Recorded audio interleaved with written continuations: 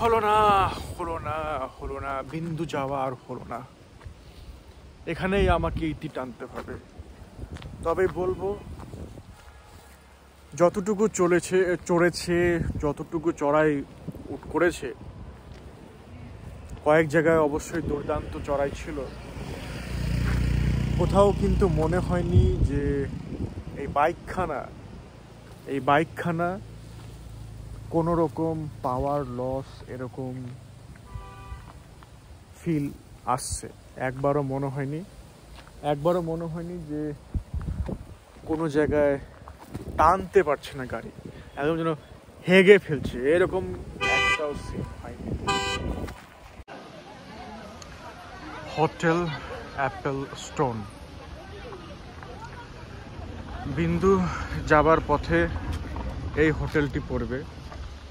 আর এখানকার খাওয়া দাওয়া, যদি গুণগত মান বলি আর যদি স্বাদ টেস্টের দিক দিয়ে বলি, সব দিক দিয়ে বলবো অনেক ভালো।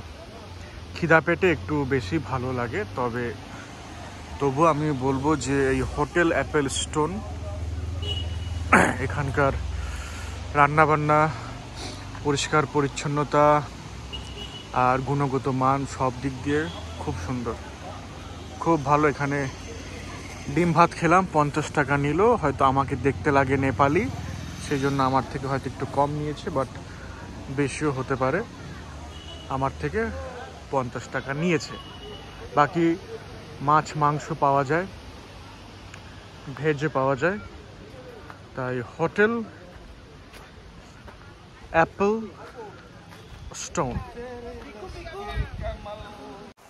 এখানে কিন্তু একটা হোমস্টেও আছে, Thai kingdom, Jaldhaka lower Tungsung Jhalong. Contact নাম্বারও দেওয়া আছে।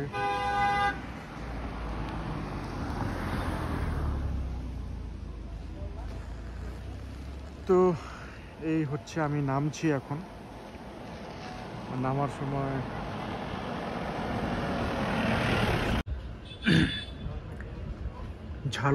ঠিক ঝালংয়ে একটা রেস্টুরেন্ট আছে, এই হচ্ছে তার চেহারা। অনেকেই বসে খাচ্ছে, খাওয়া দাওয়া করছে।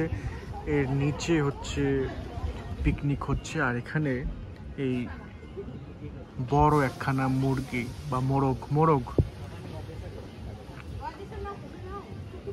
খাওয়া দাওয়া করছে।